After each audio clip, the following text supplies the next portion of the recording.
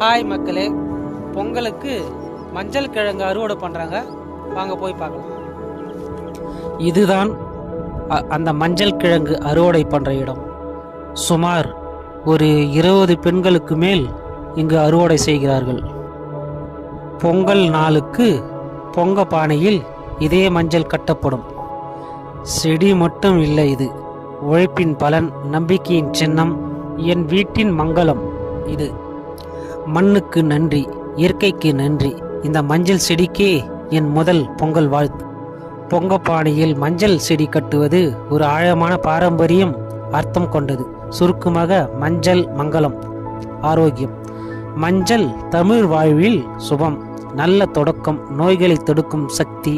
மஞ்சள் செடி நிலத்திலிருந்து வந்தது, அதை பானையில் வைப்பது ஏன் என்றால் இந்த பலன் உங்களுக்கு என்று இயற்கைக்கு திருப்பி கொடுக்கும் அடையாளம். மஞ்சள் தீமையை விலக்கி நல்ல அதிர்வு தரும் என்று நம்பப்படுகிறது.